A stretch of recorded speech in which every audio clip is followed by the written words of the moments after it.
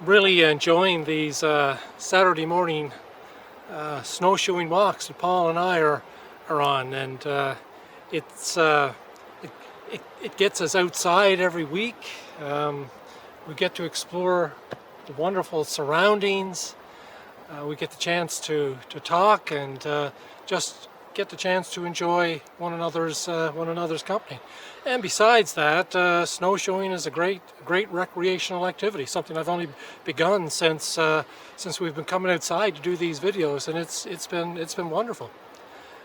My dad used to snowshoe as well. He didn't use any of these sort of modern type of snowshoes. They're wonderful. They're all kinds of grip and so on them, and easy to get along. But rather, this is what he wore. These were his snowshoes, or the racks, his racks that he called them. He was my dad was a young student minister in the 1950s on the Great Northern Peninsula, and he traveled from Ingley to Roddington, and from Roddington further up the coast to Hooping Harbour and Williamsport and Harbour Deep. Not as a recreation. It was a means of getting from one place to another that he used the snowshoes. He just had to. And it wasn't always easy. My mom tells me the story of one time when he came home, he was all iced up. His boots and his skin boots were iced up and so on. And in order to get them off his feet, she had to cut the laces out of them. He never ever complained about that stuff. I mean, I sat around the table with him for many years, and he never really talked about those things. It was just something that he did. It was, well, he had a call of Jesus in his heart, that Jesus had come into his life, into his heart, and he had this mission to be Jesus and to preach the gospel wherever he went. When the time came for Jesus to fully demonstrate the love of God, as Luke's gospel tells us, that he built up his courage and he steeled himself for his trip to Jerusalem and the cross. The prophet Isaiah says that he set his face as flint. Flint is a sort of a hard stone. You strike it against steel and you get a spark. Well, it's really hard, and Jesus steels himself. His face is determined. He has a direct resolve that he's going to go to the cross, and that's his mission. I think so in many ways, probably my dad sort of set his face as flint when he traveled up the coast on his snowshoes.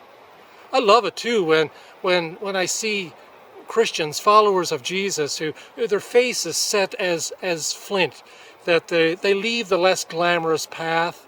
They have this deep burden and this deep pain for the struggles of the world, and they have this deep resolve that they want to partner with the things that Jesus is doing in the world. And it comes from this Jesus who's in their heart, and they have this resolve to just do the things that they're called to do. I have a friend who he says, I could have retired long ago and I don't need the money, but nonetheless, he drives a bus to transport elementary kids back and forth to school. And every morning he sets his face as flint, and he's got the love of Jesus in his heart, and he wants to be Jesus to the kids, and off he goes on the bus every day, and well, his kids absolutely love him. I know of a young lady as well who recently celebrated 1 year free from alcohol and drugs. She's changed her life around, and she's set her face as flint now, that she's going to make a difference in the world.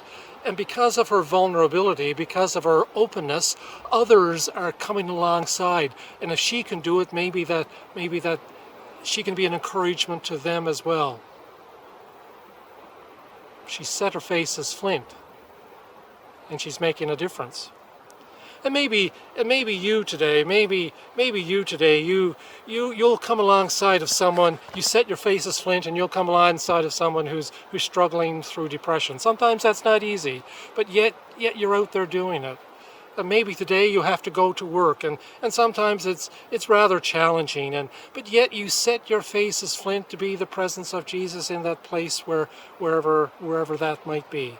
Or it may be that you're going to be caring for someone who's elderly, whatever it is, and wherever you are today.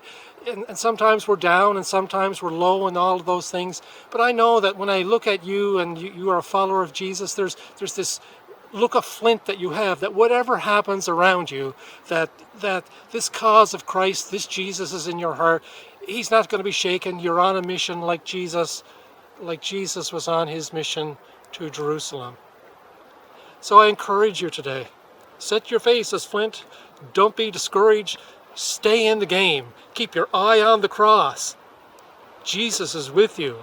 Jesus is with us, and we're not alone.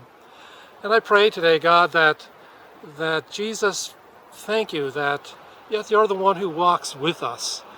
We can be discouraged at times and be alone at times, but thank you for that deep resolve that you have in our hearts, placed in our hearts, that you're with us no matter what happens, and that we're not alone. Help us today to keep our eyes on the cross. And with our eyes on the cross, well, we know that Jesus never fails. May you be blessed today.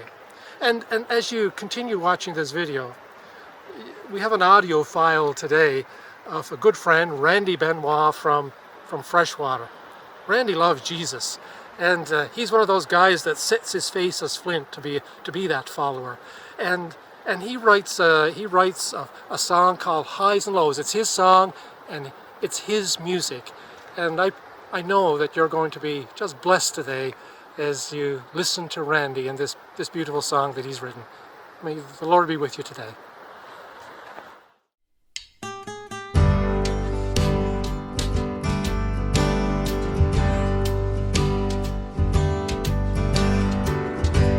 I see you now in your bliss and your pain. I won't reveal what I see, nor will I leave. I won't leave just to let you be. You need a friend. You need a friend to help you see that these highs and lows keep bringing you high and low. No between.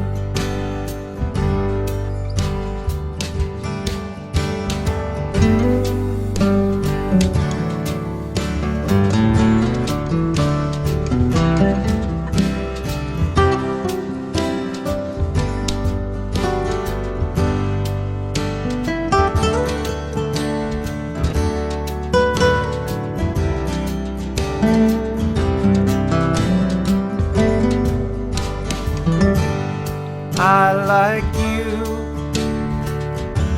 have seen the dark for days on end. Although my friends come around, I just pretend that all is right throughout the day.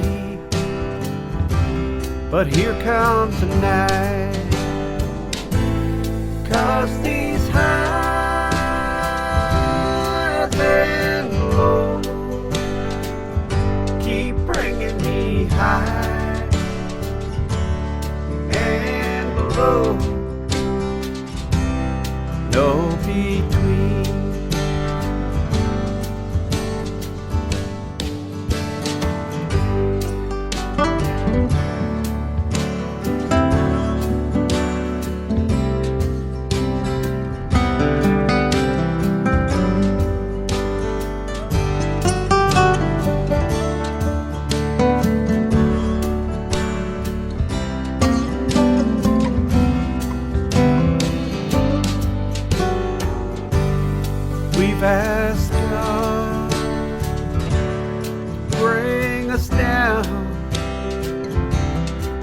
from the high to the depth, low enough so we can walk, enough to breathe, so to find the in-between. 'Cause these highs and lows